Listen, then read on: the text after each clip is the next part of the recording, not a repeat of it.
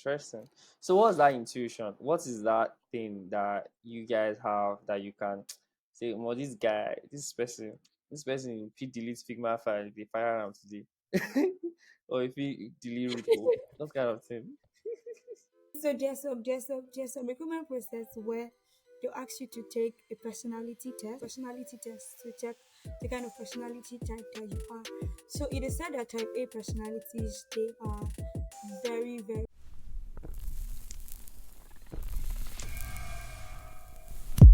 So hi everybody, welcome to the pod. This episode today is awesome. This is the coolest recruiter I've ever had to speak to. The episode I've started. So on today's episode, we're going to be talking with Esther, and Esther is a recruiter basically.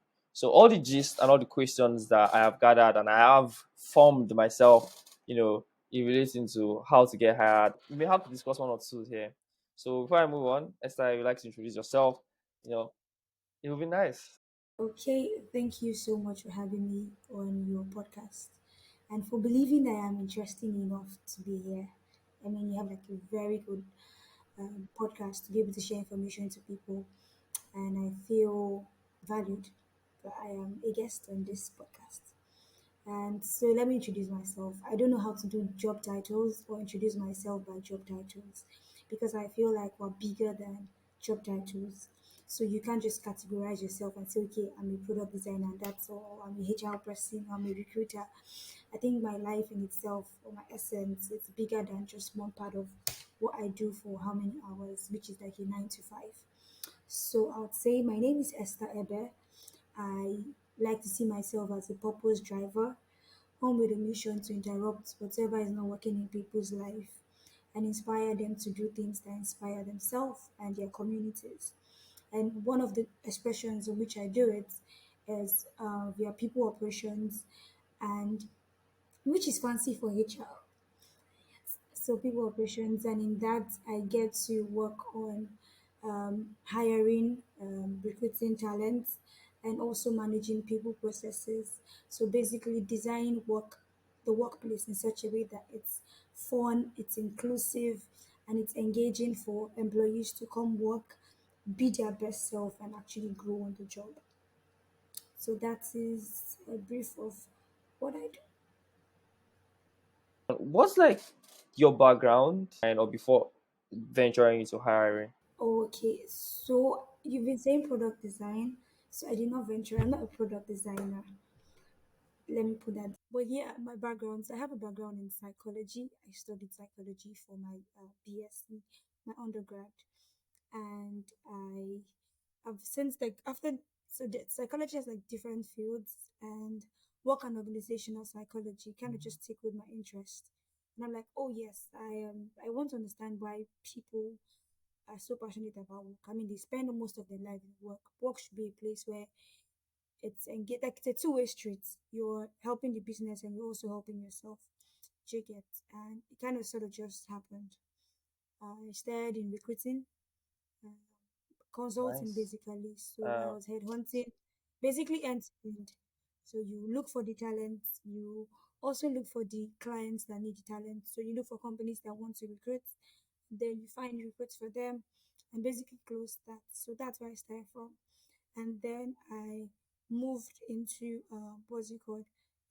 Generalist HR basically. So it's meant and kind of just moved and gone to like different aspects of HR recruitment, learning and development, employee engagement, onboarding, offboarding, basically like that. So in between, I've had breaks where I've had to focus on passion projects. I'm really big on social impact projects. And so I've worked with NGOs and non-profit organizations both in Nigeria and the US. So yeah, so that is me. That's why I said I'm bigger than a job title. that's interesting. uh, So in one episode of the pod, in a coming episode of the podcast, I have a script written out to talk to a psychologist or somebody in that field. So it'd be nice to have you on the pod again for that episode. no problem. Uh, Manifesting, manifestation. yeah. Don't worry. I would follow up and I will pursue you like I did for this one. It'll be nice. Don't worry. Oh my god, you need to see what he did. I Yeah. mean, you need to see what he did to get me on this podcast. But yeah. Yeah. So, tell me more about current demands for designers in the tech industry. Like, uh, is it going up? Is it a flat line? Is it going down? How is that space right now? Oh, okay. So I feel like with product designers, there are so many startups that are rising. As much as people feel like, oh, there's a great decline or resignation, or people they're firing people, you know, like the big startups. But people would always have ideas. People would always have projects they want to run, and then they need somebody to actually work and build the visual and visuals for those products or those solutions that they have. So I feel like there will always be a niche for product designers. So you just have to find out what kind of thing do I want to do.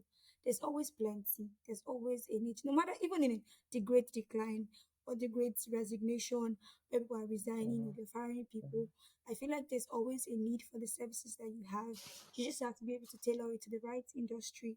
And that matters most. And that differentiates a very good designer from another designer. Do you get? So your ability to not just be Yeah. um, in a straight line, so vertical and horizontally. So vertically, you understand your job and know the details of what your job entails. You're a good designer, but you also have to be doing good with stakeholder management. You also have to be good at some business skills like code calling and selling out yourself to these industries. That means that you will always be relevant. That means that you're T-shaped. So for product designers that are T-shaped, they will always find services or solutions that they can help you. In terms of hiring those people, how do you see, like, how do you know from someone's portfolio or something that, okay, this person is T-shaped or this person is good like, at what they do? Oh, okay. So somebody that's T-shaped, it means that the person has like skills from like different fields or started the journey from a different perspective. So, for example, now someone that I'm looking at somebody's profile, and probably said, person probably starts his experience as a customer success person before becoming a product designer. I know that person is T-shaped because I can see that whatever he's designing, he'll be able to design with the end user in mind because he has interfaced a lot with customers and he can be able to see and understand their pain points. So he can bring the skills that he has from customer success, translate it into whatever he's doing as a product designer. I hope that helps. And so, when looking at somebody's profile, it's also important to look at the person's career history. It's also important to look at where the person is coming from. So, even if you don't have a lot of experience, as like 3 to 5 years experience on the job in product design. But where are you coming from? Are you coming from a sales angle? Are you coming from a customer support, a customer success angle?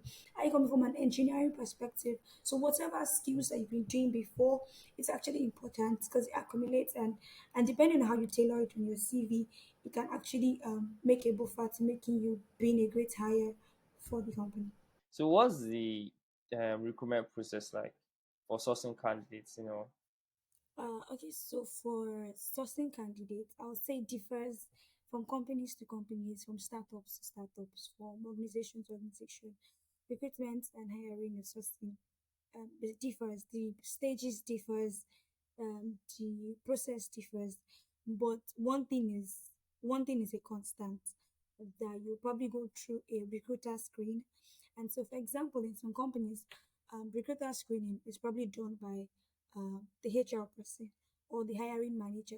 So, for example, you're probably applying for a role as a product design associate, and meaning there's a product design manager already on the team, and he's probably looking for somebody to join his team. So, for some companies, it's the product design manager that'll probably be doing it's the product design manager they'll probably be doing the hiring. Or for some companies, it's probably the HR. And if it's the HR, you probably know that the person will not be looking at some things. Probably just be looking at career history, career profile, and all of that. And they feel like, oh, you're a good fit, and then they send it to the hiring manager for you to have an interview with probably the product manager to have a one-on-one discussion so that they can see if you're the best person for the team. And so, if your CV, first of all, is going through a HR person, you just have to know that your CV Yeah. has to be well tailored. Your skill set, because they already have like what they're looking for. Probably they're looking for somebody with 3 to 5 years Mm. experience. The HR person or the recruiter, technical recruiter, would be looking at those things and say, okay, yes, this is what I need. The person needs somebody that can work with these tools. This is what I need. The person needs somebody that uh, um, has like a portfolio that has very well detailed case studies or that has done something similar to what they are looking for. So, for example, their startup or their company, they are trying to launch or redesign their mobile app, and it's actually a fintech company, or they're looking for somebody that has worked with um, in fintech basically or banking, and then you have like something that you've done in that regard, gives you an edge. So, firstly, your CV or your portfolio is the first interaction you're having with that person. And so that should speak for you because that will get you to the next stage with probably the technical person, which is the product design manager. Hope that answers the question.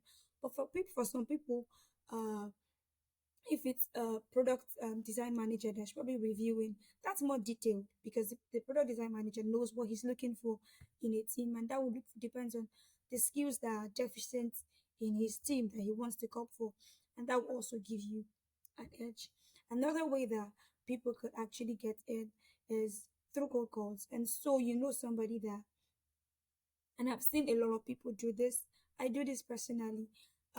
Is actually reach out to the stakeholders. So probably the global head of HR, or for example, now the person I'm working with, which is a really funny story.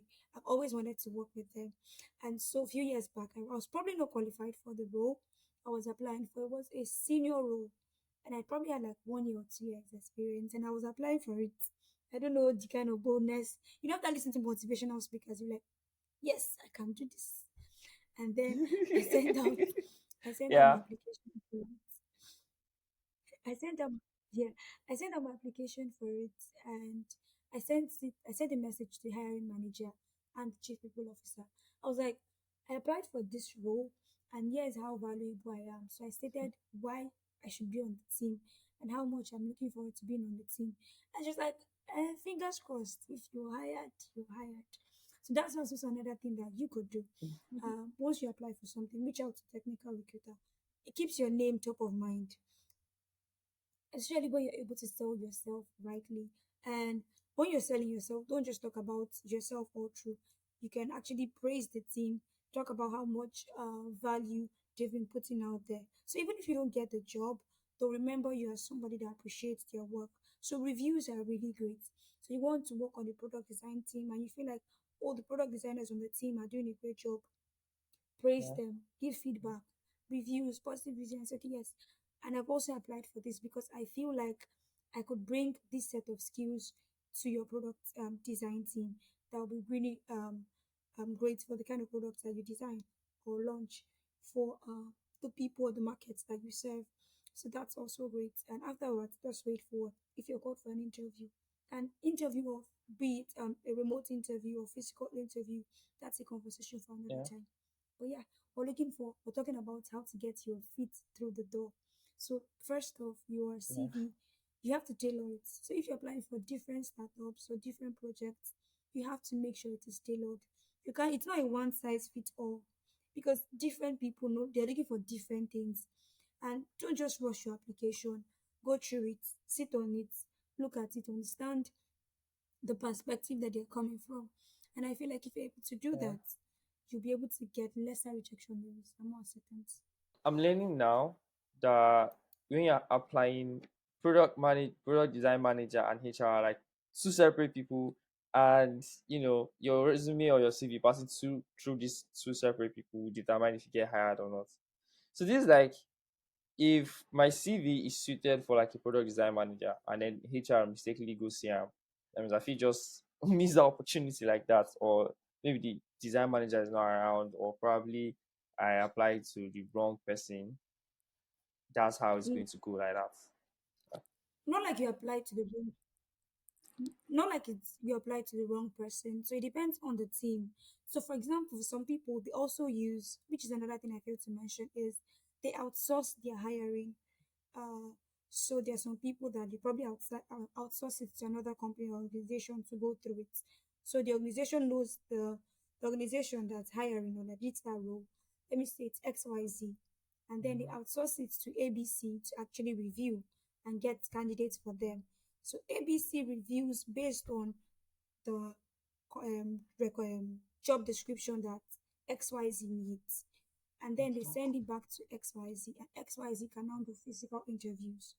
So it depends on the uh, process. So for some people, directly your hiring manager is the product design manager, and he knows what he's looking for in his team, and he handles that interview process or recruitment process in partnership with the HR team. For some people, it's just the HR team that handles that. Do you get me?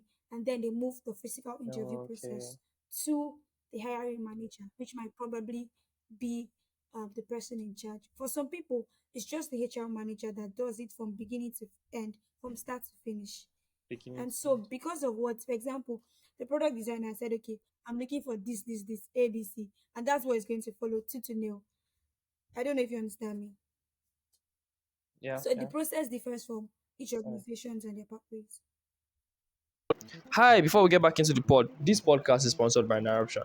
Now, Nairoption so aim is informing young Nigerians about politics, startups, tech founders, stories of interesting Nigerian youths like you, and maybe you, maybe.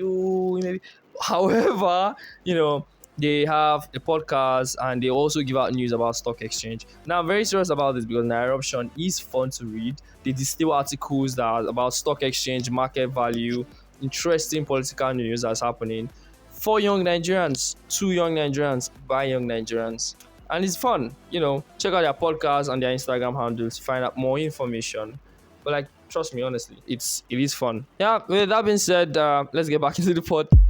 So it doesn't mean that it's very essential to know the process of each organization before you apply, and I send like your code mail or something like that. So it depends. So for some company they put out the process that, and which is really great. And I think that it's actually good for companies to be really inclusive and like put out every information that you need. Be open about it, because once you're open, it gives room for more people to actually apply. For statistics show that a lot of female designers or females, when they're applying for a job, they feel like they don't check all the boxes, they will not apply. But if you actually put a disclaimer and say, even if you check about 2 to 3 boxes, you can still apply. So you don't miss out on some people. There's some people that have like really great talent and they will not apply because they don't check all the boxes. But if you feel like you check almost all the Okay. boxes, you can actually apply for this. So putting out all those Okay. messages like that actually makes uh, hiring very inclusive and such that you get really good candidates applying for your jobs.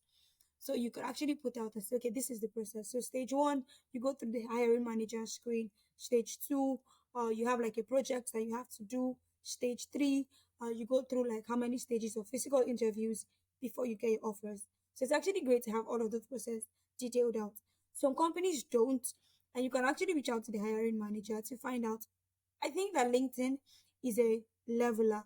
You can actually reach out to Mm. anybody on LinkedIn. You can send a message. You can um, drop a message, drop a connection with them, and send a message. You don't have to go to their office or send post letters or letter to them. LinkedIn is a leveler, and so utilize it as much as possible. If you're looking for a job, LinkedIn should be your best friend. I don't know. People get to say that when they open LinkedIn, they feel anxious or they get rejections or they just feel like low self esteem or they're not qualified enough. But Yeah. I feel like LinkedIn is a leveler, and I'll say it again, you should use it.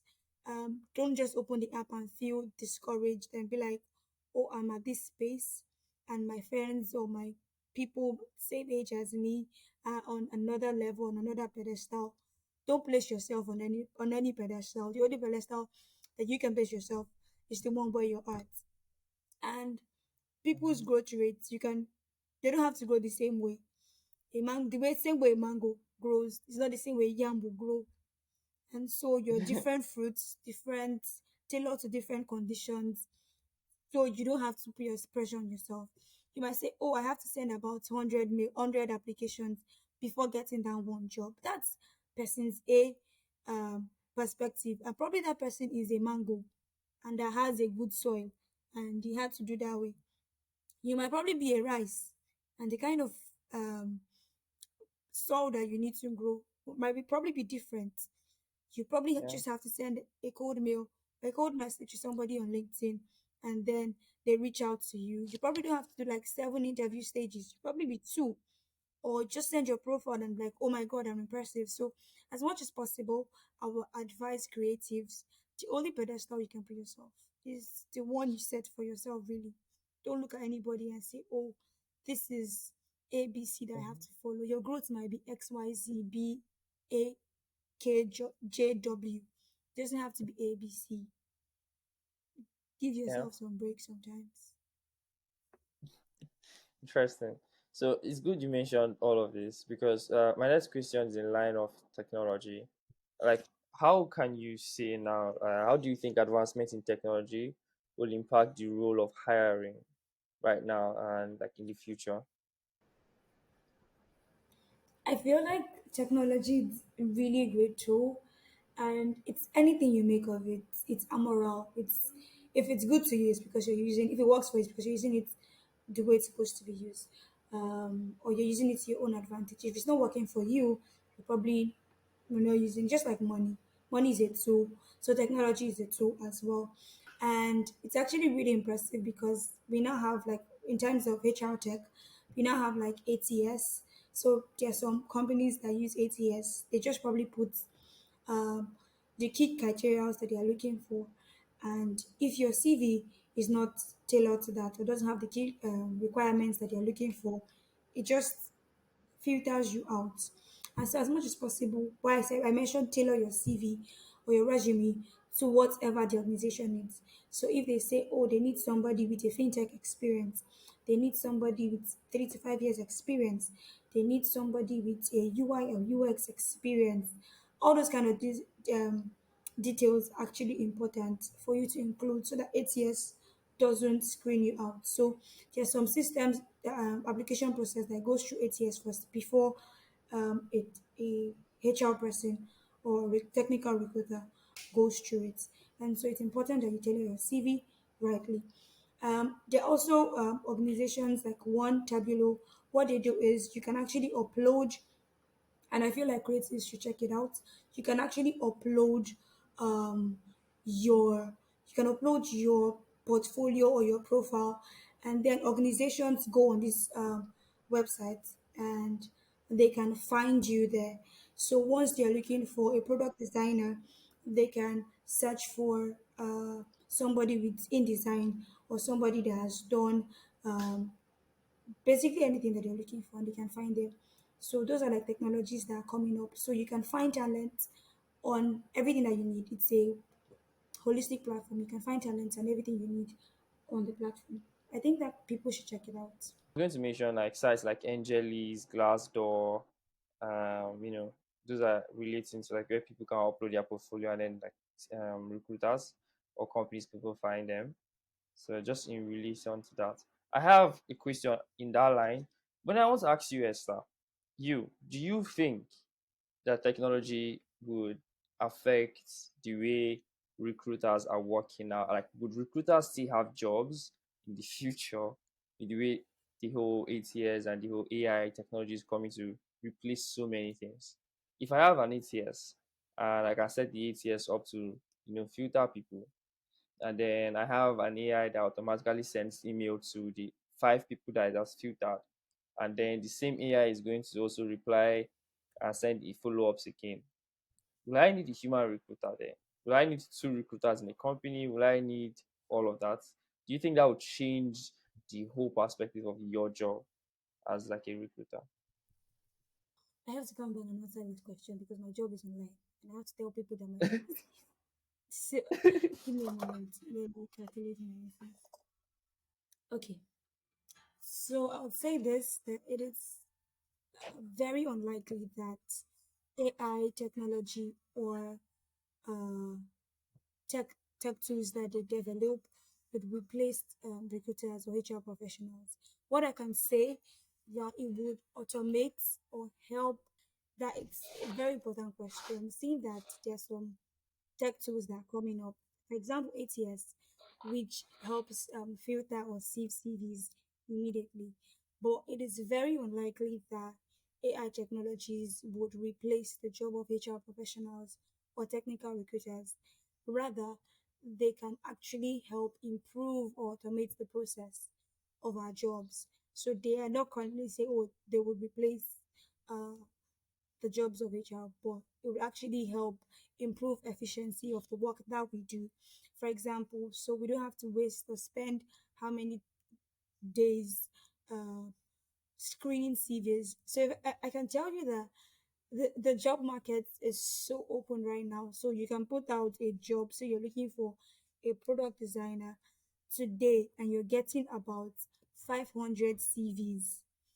The human element, I mean, Yes. reviewing that will probably elongate the hiring process. That it would take probably 2 weeks. But with automated technology tools, you can actually do that under a week. You get so such tasks as resume screening, candidate sourcing. It can save a recruiter's time. It can save HR professionals' time. So, but as much as that, so even if ATS or these technological tools help screen the CVs, you still need the human element. You still need the human touch.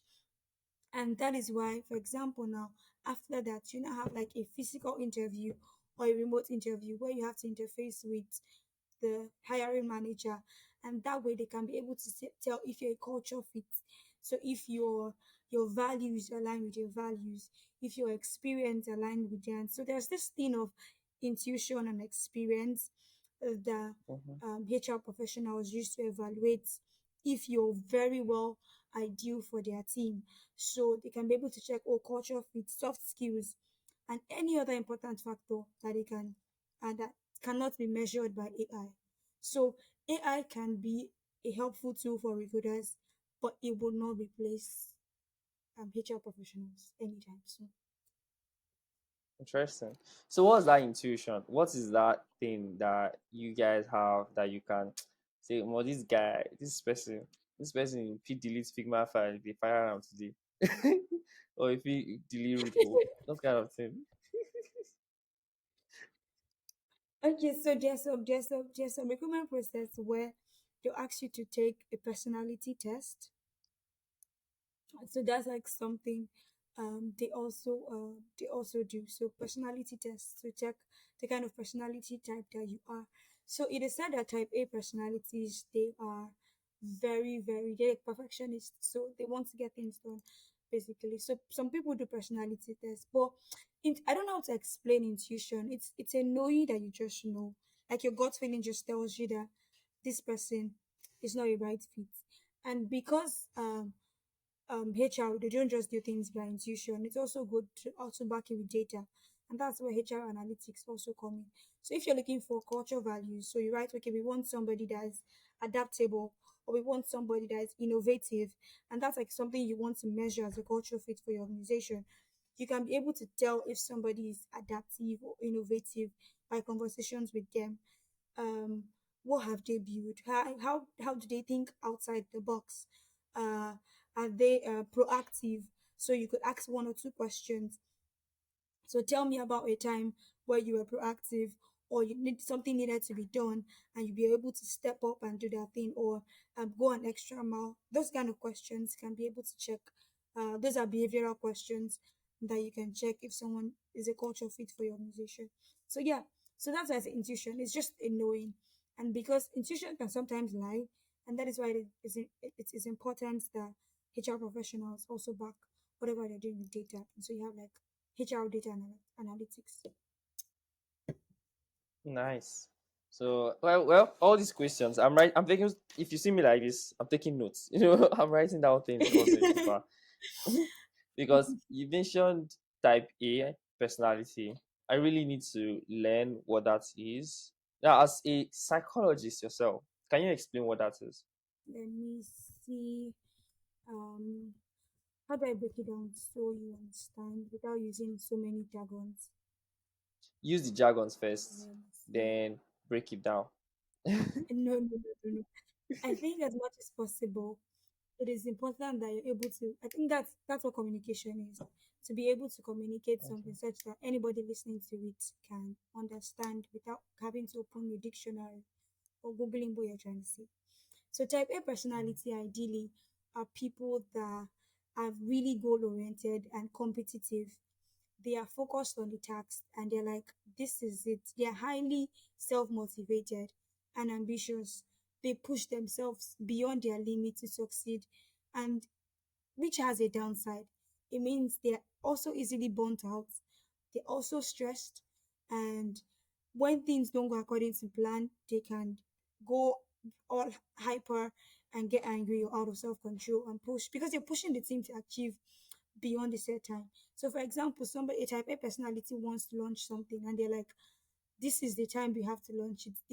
They are self motivated such that and goal oriented such that at that time it must be launched at the time where um it's supposed to be launched. So it's important to have like a healthy balance. So imagine having in a team three type A personalities.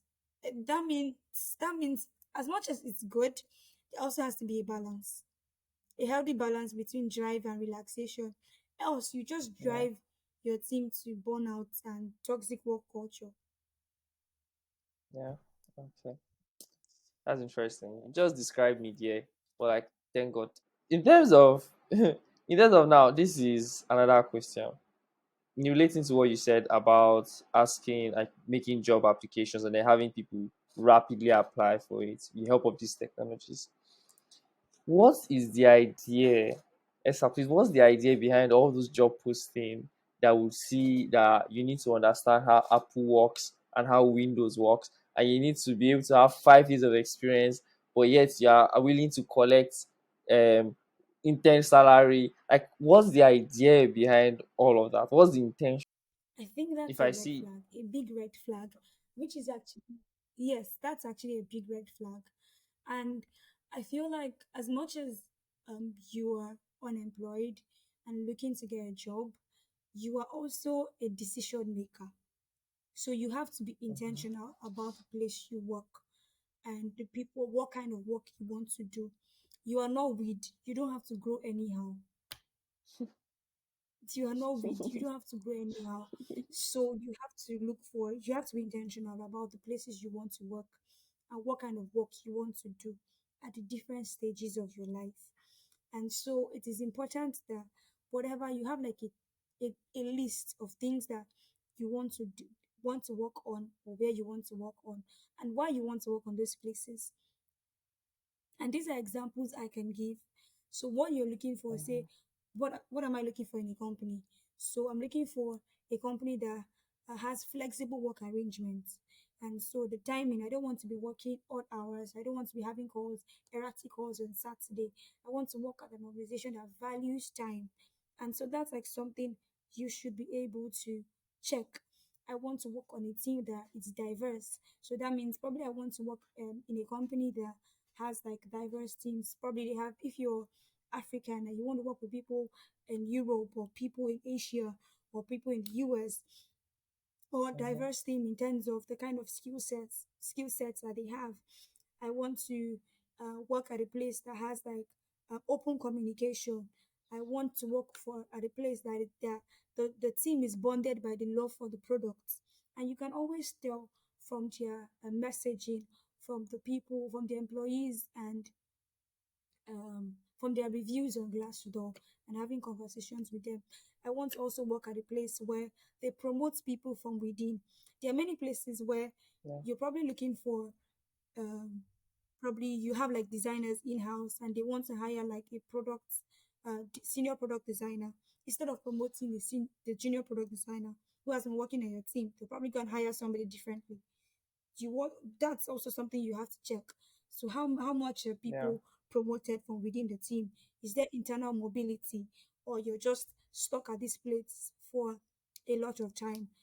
Is there community? Is there do they practice inclusion? So these are like things that you have to check off. I want to work at a place that they are product driven or they are data driven. So they don't just make a decision because oh the CEO says XYZ, or because the CEO say this is what we're doing right now. And then somebody else say no, this is what the stakeholders are saying we should do. So you say I want to work at an organization that's data driven. That's something you should also be looking at. Um, I want to work at a place that's fast paced. I want to work at a place that values emotional quotient and or use cutting edge technologies or use agile methods. Those are like or data design driven, product driven. People that say customer come first. There are people that don't value their customers. They don't value their Yeah. customers, and you can always tell by how they attend to them or respond to them via the mediums, different social mediums. They don't reply messages, and you'll be like, imagine you're not working there, and somebody will now be saying, and you're working at this place. So see what Mhm. they'll always drag you into it. So these are like things you have to check out for.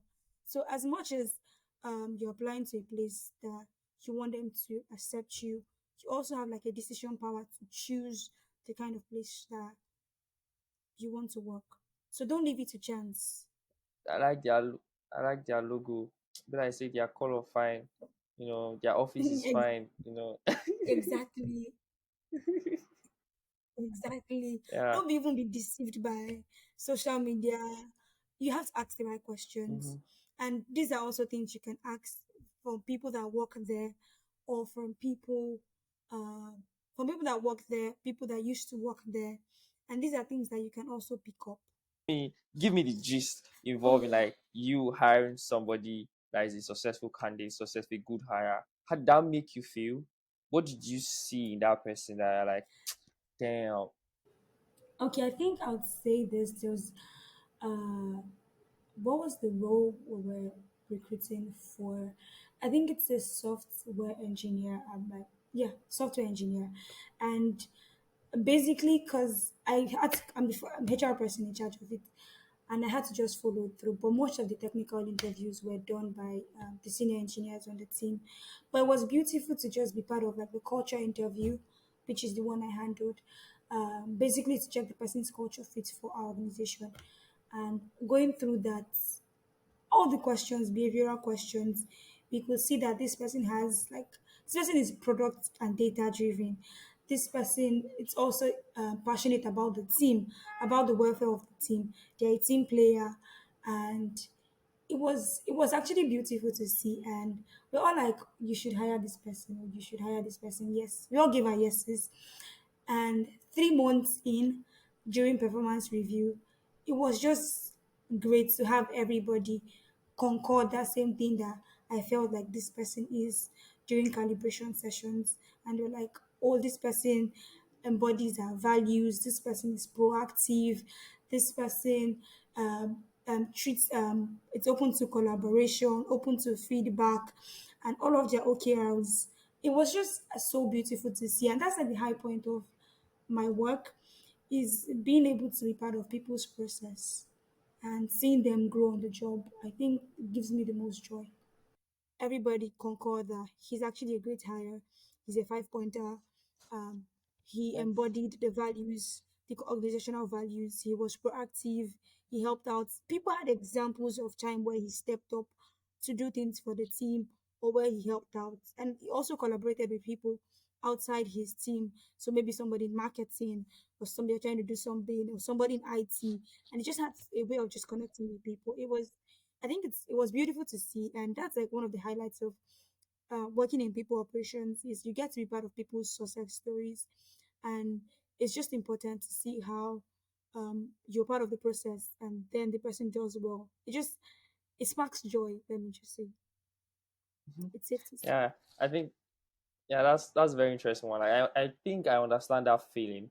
It's like let me give an abstract illustration. It's like you are part of the process of cooking one sweet jollof rice, and then you have all the main that's inside, and then when the jollof rice is not done, and then somebody eats it, and you see the smile on their face, and you're like, damn, this rice they enter that kind of thing.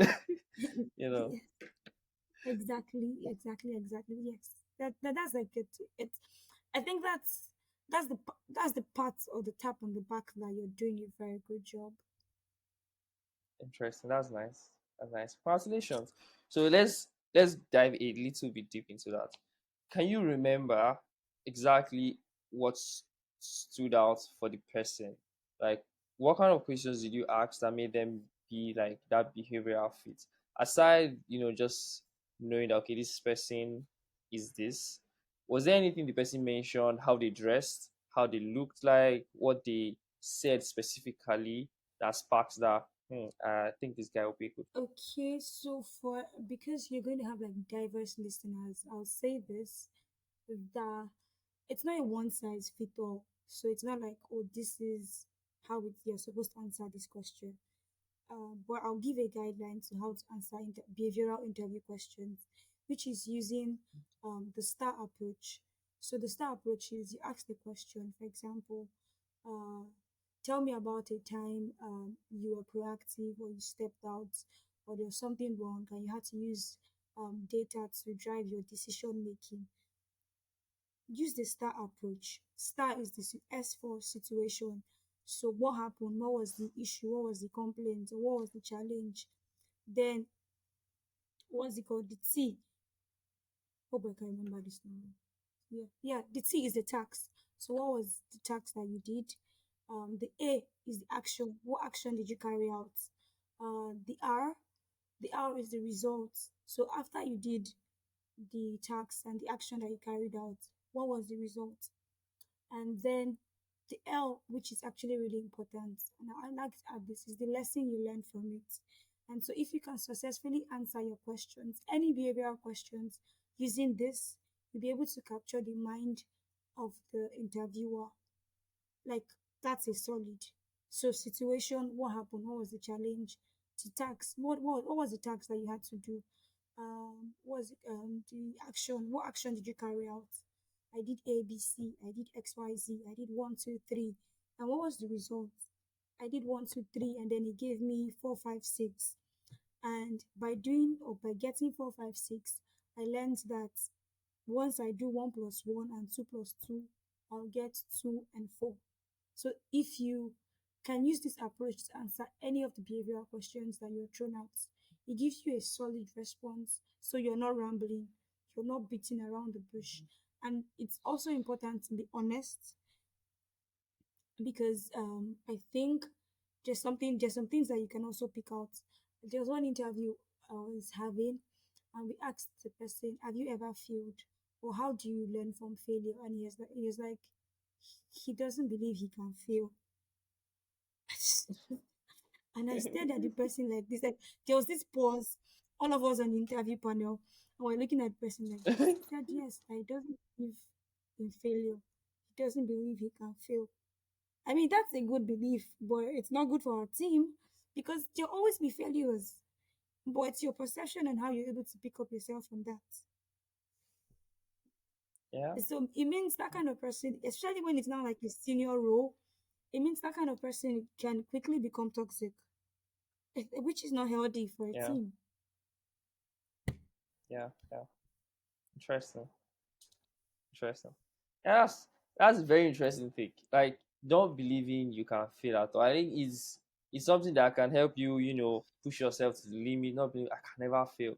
But like reality check, everybody fails. Even like a child, a child that does not know jack shit will also definitely fail. So even Yeah, Elon and Musk has failed. it's even So if you've not even if you've not failed at work, probably you can actually give a human element. So you could tell a story of probably how you try to cook jollof and the jollof got burnt or the rice was bad and you didn't like the I mean, these are like things that you it doesn't have to be with work. And that's where your human element and vulnerability comes. So you might say, oh, I tried to do this and I really tried my best. But at the end of the day, I just realized that it wouldn't work or there was something wrong. And it's also important to own up to responsibility, especially when you're giving your side of the story, because it's what the interviewer hears.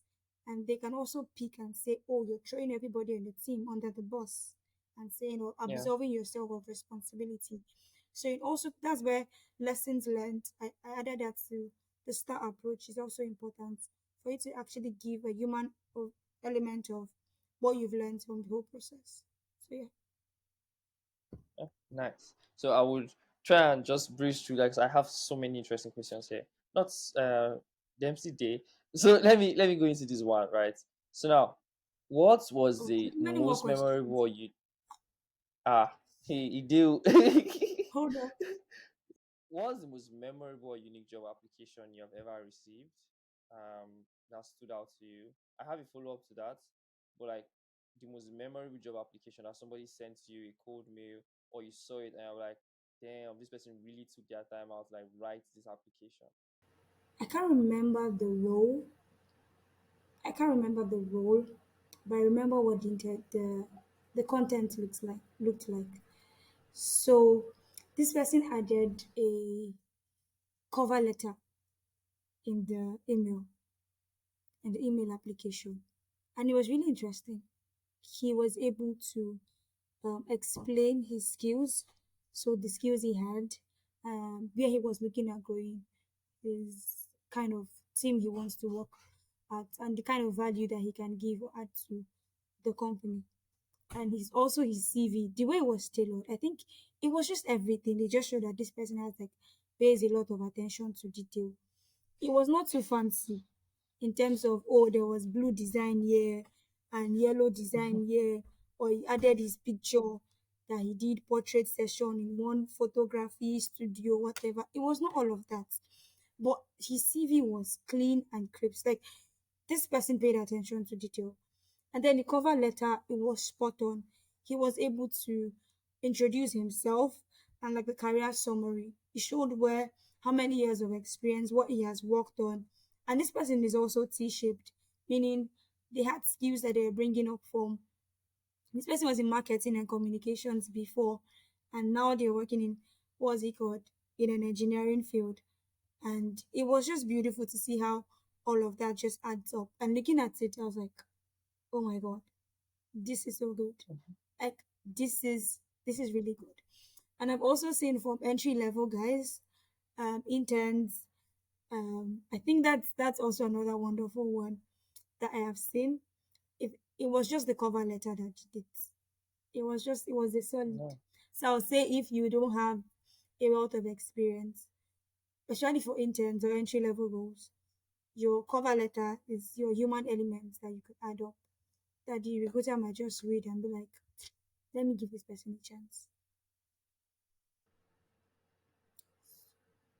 Or links to, so even if you have links that you could attach, you have a blog, you have a passion project that you do, or something that you just attach links to your work or your portfolio, or you did something and it was carried out by, or it trended, or your design, basically it is so much detail. I've seen an application where it was just everything he was given, they had hyperlinks to it.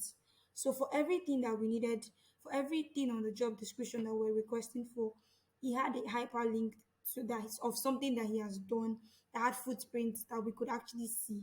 So I'll probably be looking at this. Oh, I've worked on this, and I'm clicking on it to see how he has done that. I mean, it's proof already that this person is good on is going to be good on the team.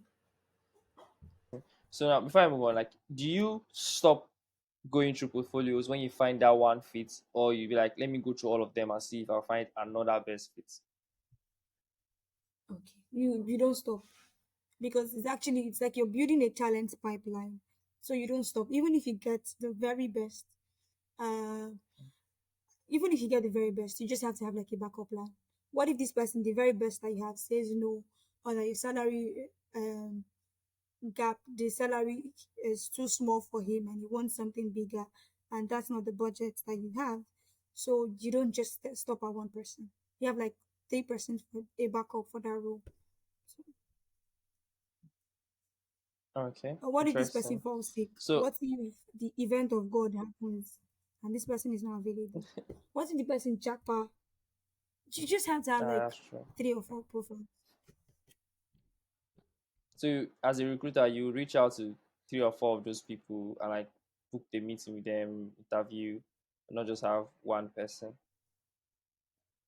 Yeah. Do you really use ATS CVs? or sometimes it just be like, make I just use my head. That's if the application is not plenty. Let's say 20. Will you use an ATS still? I think it depends on the organization. So you could always use ETS, you could always use your human element. So it depends on the organization How and the kind of how HR can I tools cheat you an ATS? How can I pass an ATS? have. Okay, first of all, you have to use a Word or a PDF. Use Word or PDF Word up. format. And then all of yes, Word or PDF format. Submit your CVs in Word or PDF format. But I'll highly subscribe to Word and PDF format. Highly subscribe to PDF format.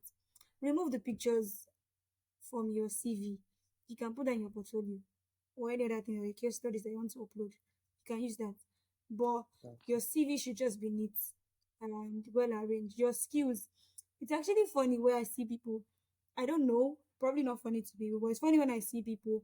So you put like what would I say? Give me an example of a hard skill or soft skill. I should do that. Anyone? Yes. Okay, so soft skills are like, for example, now I'm empathic, I'm very straightforward, and I give, you know, very straightforward and I specific said feedback. That's one thing that one. you see. You said four. One. I said one. You said four. So one. Okay, Four. I don't dey feel exam. Mhm. Empathy. Okay. Empathy. But in this job description, they didn't say empathy. They probably wrote it as emotional intelligence. And so you have to put emotional intelligence. So you can pick up that you have emotional intelligence. Do you get me? If it's a human element, you'll probably pick up that, okay, emotional intelligence, empathy. But if it's going through 8 years, you probably just have to put a couple of uh, skills that they added in the job description for it. Nice. Oh my god, I've been missing that part. So hard skills now. Let's say I know how So to, give example of hard skills. I'm a designer, but I can write Mhm. code. Okay.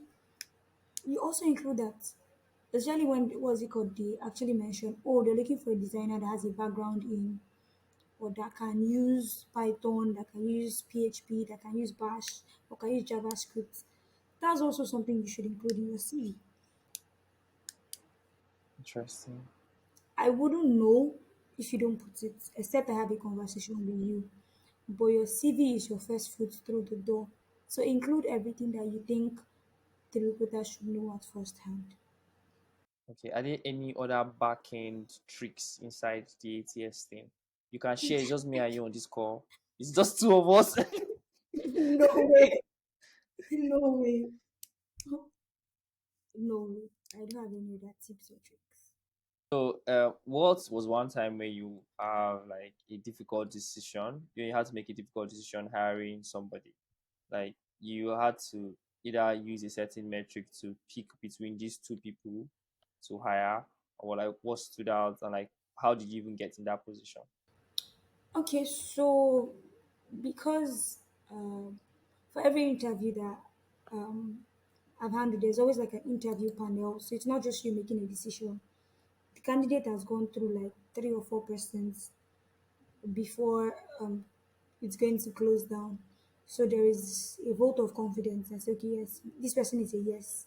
And the person gets like 3 yeses, and then that's a go. And nobody feels like at their stage, oh, they feel like this person will not perform. And then for people that somebody probably said, oh, this person will not perform, and he was still hired, it turned out that the person could not perform. Do you get? So it's not just you. That's why it's actually beneficial for not just one person to run through the interview process from start to finish. So if you have like a interview panel running the interview process, it helps decision making, makes it easier. So you're not just making decision because you think, oh, this is so favoritism doesn't come into play. So you have like a metrics, and then this person is a yes on all of the metrics that you're using. Hi, before we get back into the pod, this podcast is sponsored by Narruption. Now, Narruption so informing young Nigerians about politics, startups, tech founders, stories of interesting Nigerian youths like you, and maybe you, maybe. However, you know, they have a podcast and they also give out news about stock exchange. Now, I'm very serious about this because Naira is fun to read. They distill articles that are about stock exchange, market value, interesting political news that's happening for young Nigerians, to young Nigerians, by young Nigerians. And it's fun, check out their podcast and their Instagram handles to find out more information. But like, trust me, honestly, it is fun. Yeah. With that being said, let's get back into the pod. Is it possible for me that's hiring or me that's applying to be able to see the metrics that everybody on the hiring board is using, or to be able to find it somewhere? Will it be on the job description, company, where? Some companies they actually write it, or they state like they have like a blog on what they're always looking for or how to pass through their job interviews. There's one company which I really like. I like their product. I like it's a fintech. It's in the UK. Monzo. You would see um, you would see details about how to pass their interview process, what they are looking for. You will see details about a day in the life of a product designer, a day in the life of a software engineer, and all those stuff. It gives you, I think it helps candidates to know what they're looking for, how better aligned they are with the team. So some companies will share that detail, some companies won't. So to Okay. have that kind of information ahead of your interview, it is important that you probably reach out to one person that has worked there before or is currently working there, and they might be gracious enough to share that information with you. But it's also good to arm yourself with Okay. that information before you go through any physical interview stage.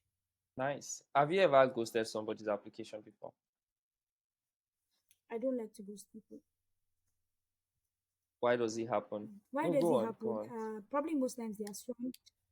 Maybe because the person, the hiring manager, is swamped with so many interviews or work, and they kind of just forgot.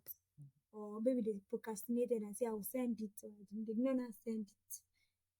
Most times that's it. But I don't like to ghost people because I wouldn't like to be ghosted. So I don't do that. Mm. It's not a value. So as most except you're looking for, so for first stage interview, you might probably just get a normal rejection mail. For second, third stage interviews, you might not get a reason why you are rejected rather than a Um, generic rejection mail. So but I don't like to ghost people, and I don't think HR professionals or recruiters should ghost Very painful aspect, because after sending so much application, as someone who sends cold emails a lot, I dey chop a lot of ghosting. So I send cold emails to some companies, and I can know that they open my email, but just the reply, and I'm like, damn, shit. So that happens, and it's painful. Now, towards the end, I have a few more questions. Layoffs, right? Do recruiters have their hands inside layoffs? Do you have your hands in picking who to fire, because you guys had your hands in looking for who to hire? I'll answer this in this way. So I'll say it's not an easy decision to make, especially when you work with people for a very long time. It's really not an easy decision to make. So I would say for layoffs, I do have. Uh, I would say this: layoffs doesn't just happen. So most times it's probably from the manager.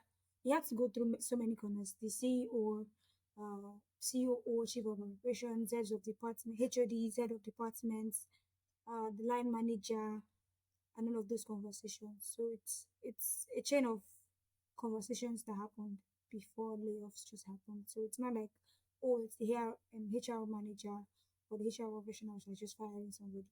So there's a couple of conversations that happen. Yeah. Okay, cool. That comes to the end, so I don't take too much of your time. Thank you so much for sitting with me on this episode. I really, really appreciate it. Thank you so much, and for all the breaks and breakouts, I really apologize for that. On this episode, on the podcast episode, I give out merch to my guests. So hopefully you're in Lagos, right? Are you okay? I'll be coming to Lagos sometime in May, and I will send you a merch is a not just design merch. Is my thank you for coming to sit down and hear my gist for free. There's one more thing that I wanted to do, but there's no time. So hopefully I'll send it over to you in an email or like just ask you in the next episode that if you get to have the time again. No problem. In the meantime, thank you very much for seeing me. I really, really appreciate it. Have a nice day.